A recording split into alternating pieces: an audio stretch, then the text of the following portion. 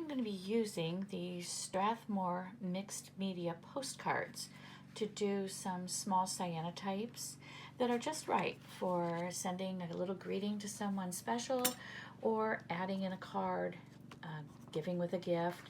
They're so much fun, and they're just basically a little postcard. They are legit to use. Very, very simple. So I have on my board here, at the back of an old frame, I have my 5 pieces laid out that fit. I have a piece of plexiglass that will fit over that when these are ready to be exposed to sunlight. So the first thing I'm going to do is get out my cyanotype solution. It's already been mixed. I'm in a pretty much darkened room. The shades are drawn. It doesn't have to be super dark, but you don't want any sunlight being exposed to your cyanotypes while you're getting them ready. I'm using a soft bristled brush, fairly wide, a little over 1 inch wide. It's really good for my cyanotype work. And I'm going to brush each one in a downward motion. This cyanotype solution has been sitting for a few days. We had a run on cloudy weather and then a power outage, so I've had to let it sit a bit, unfortunately, but it should still work. It's green, it's not turning dark blue yet. The edges may be a little bit iffy, but I'm going to give it a whirl because sometimes those edges and little bits can be kind of pretty, add a little bit of texture and changes in color. So I'm going to go ahead with this. On camera, these probably look very light. In reality, it's kind of a deep lime green color. So I'm going to brush them down. And I like to batch my cyanotypes to take advantage of good sunlight days, especially right now. It's November. We're having a very rare November warm spell here in Southwest Ohio, so I definitely want to take advantage of it. After going in one direction, I'll go in the opposite direction and then do some diagonals. This ensures that my paper is completely saturated as evenly as possible. Try to get those edges.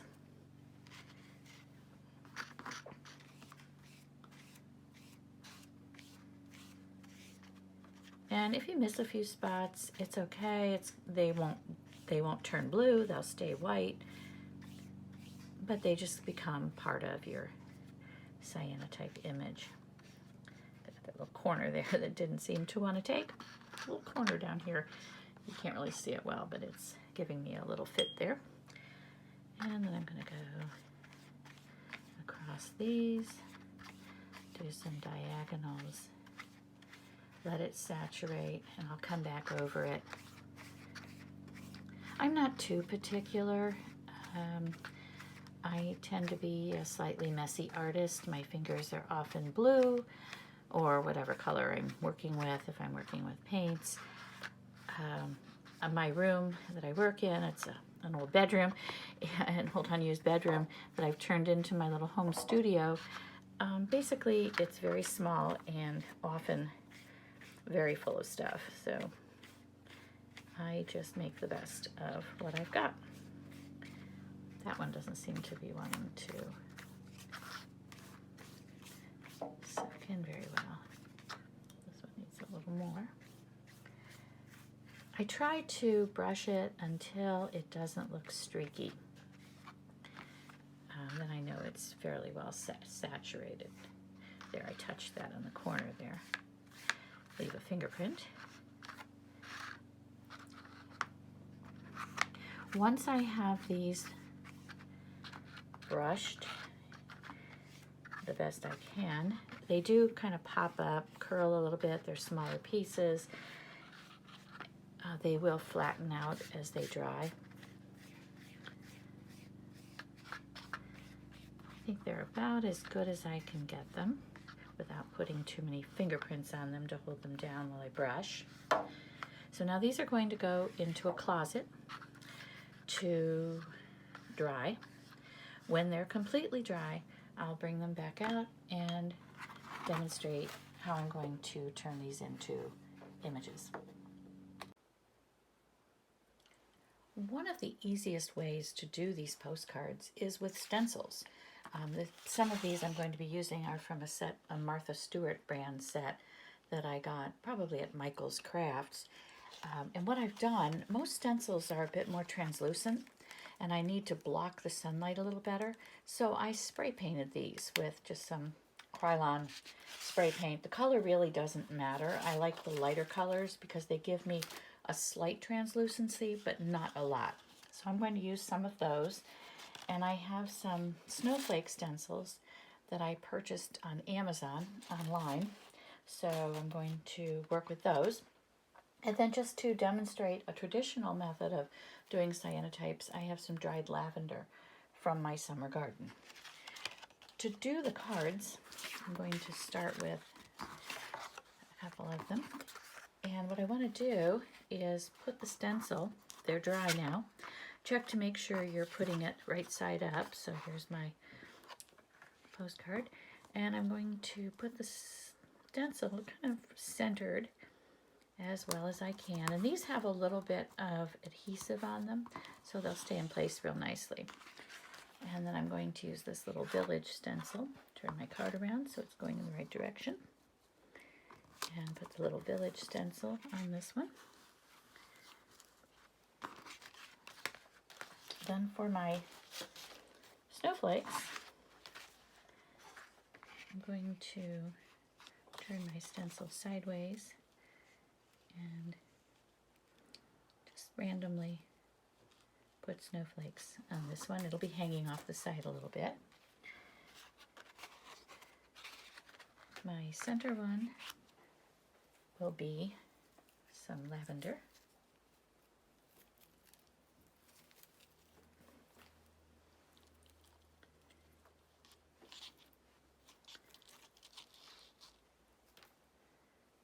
Just a little lavender sprigs. And then you need to break the stems on these. Take them to stand still. There we go. And I need one more. Upright stem. They're not wanting to stay in place very well. So I'm going to, oh there they go, that one. That one's working, there we go. Staying in place. And then I have one more postcard. And this one will get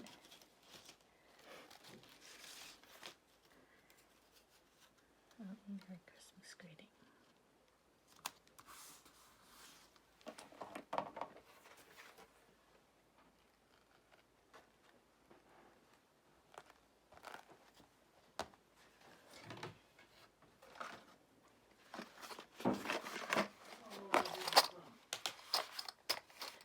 I don't know. Okay, the next thing I have, I've pressed my plexiglass over the top, sheet of acrylic, plexiglass, whatever this stuff really is.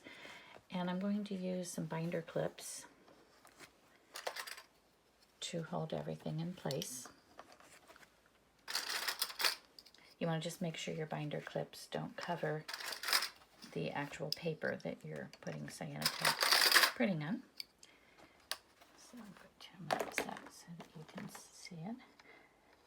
And that's going to hold these little guys in place much better as well. It's a little tricky when you have a stencil like this because it's sticking up over.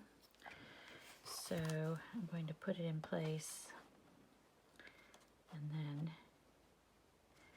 clip it kind of in the corner. So I'm catching just a little corner of it here and a little corner of it here.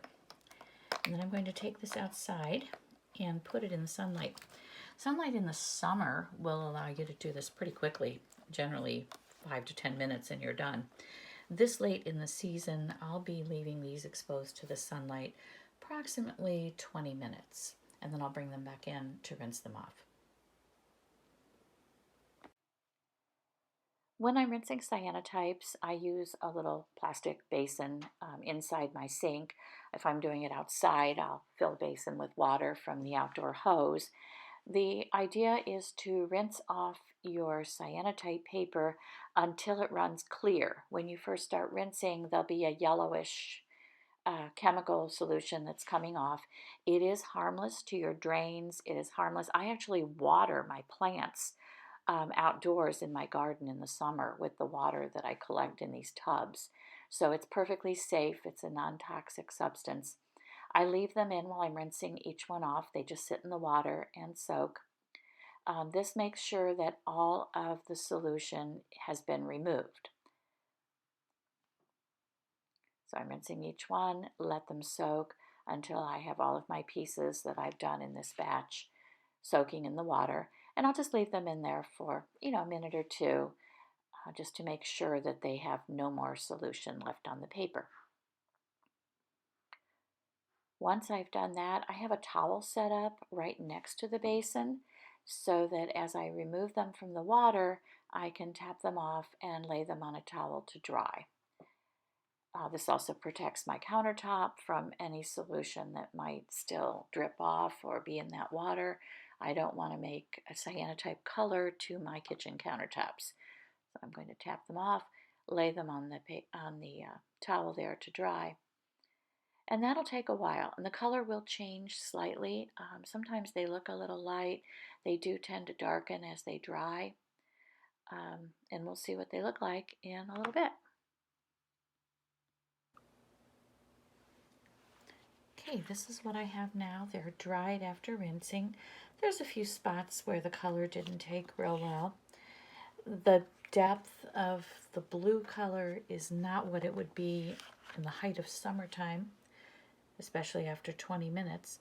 But overall, I'm very pleased with the way these came out from the stencils. As you can see, the lavender, because those were the plants themselves, there's a lot of thickness.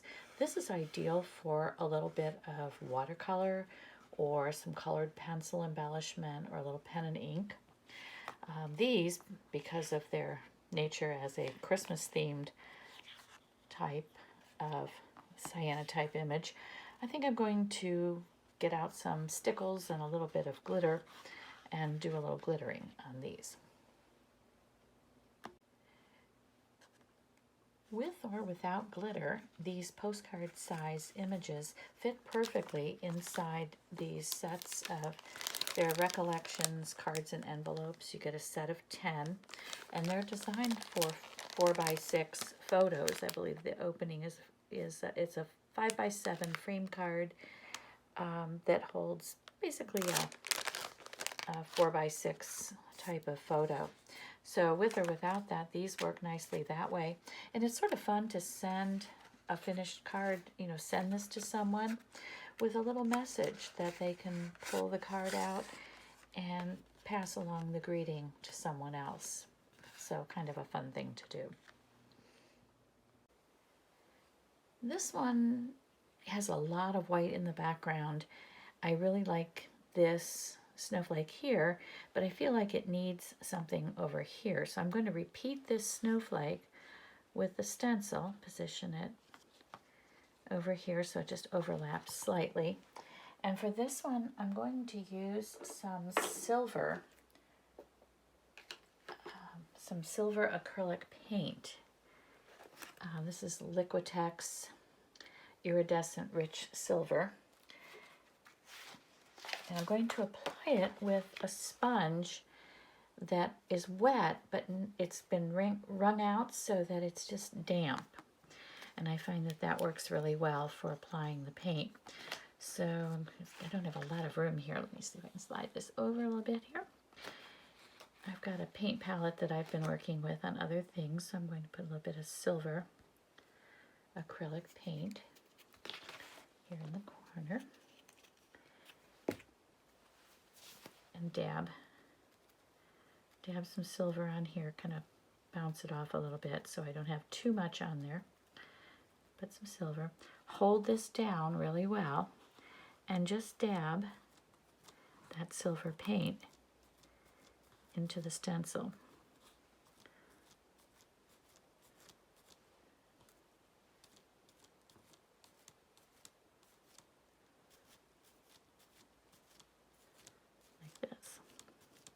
And when you do this, you want to lift up, straight up. Now I have that silver image there, and I can add another bit of one, maybe just a little edge here.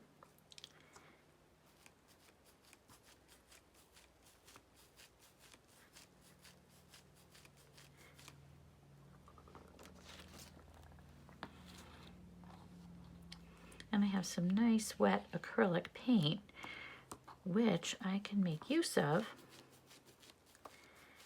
Although it's not my favorite art supply, this is one of those times when a little bit of glitter, of the kind that comes in a jar, might be just what you need. So you could, while this paint is wet, you could sprinkle a little bit of glitter on it, or you can leave it just as it is with the paint. Keep it simple. Rinse out, make sure you rinse your sponge out really well because you don't want that acrylic to dry in there. If you do want to keep things disposable, a makeup sponge will do the job quite nicely, and you can rinse it out and reuse it many times. Since I do a lot of work with sponge, I've had these for years. They hold up beautifully. So I use craft sponges. For the glitter, I'm using Recollections Fine Glitter. This is, I get this at Michael's. So I'm just going to sprinkle a little bit on my wet paint.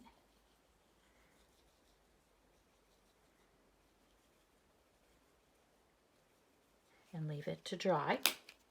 Once it's had a few minutes to dry, I can shake the glitter off. I tend to really conserve my glitter because it can be really hard to find this particular one that's my favorite when I'm doing snowy things that need a little snow look. So when it comes time to tamp it off, I'll put a sheet of paper under there, tamp it onto the paper, and funnel it back into the container. I still haven't decided for sure what I'm going to do with the lavender sprig. I have one that I did a while back, same type of plant, and I used some, it's in my sketchbook, I used some colored watercolor pencils, some purple watercolor pencils, and a little bit of green, and then some white gel pen to outline them. So I may do something similar to that with this one. But for now, I'm focusing on Christmas. And these are the finished, one of the finished cards. This one is done with stickles, my favorite go-to way to apply some lines of glitter without the mess of loose glitter. This one here, the Merry Christmas, right now it's still in postcard format. I used some gold stickles to do the Merry Christmas one, and I went back to the, I think this was slightly different. This one is more of a snow. This one has a little more of a silver to it, so it's a silver stickle. And then this is the one that I demonstrated using the loose glitter to add some extra stenciled images. So they can go in the card, they can be sent as is. They'll need to be flattened out, they've curled up a little bit. I did put a protective layer of Krylon, it's called Crystal Clear, it's an acrylic coating. There are a lot of craft store brands as well. This is just one that I happen to have on hand. It isn't really necessary, especially if you're going to put your cards in an envelope to send them.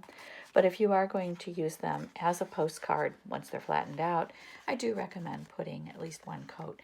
A cyanotype is very permanent. It's not going to fade or anything like that, but this just helps protect it from water damage to put a little bit of a finish on top of it. So I hope you enjoyed this video and give this a try. If you'd like to know more about cyanotype making, I do have some other videos on getting started with cyanotype or doing different things with cyanotypes on this YouTube channel. So I hope to see you again soon.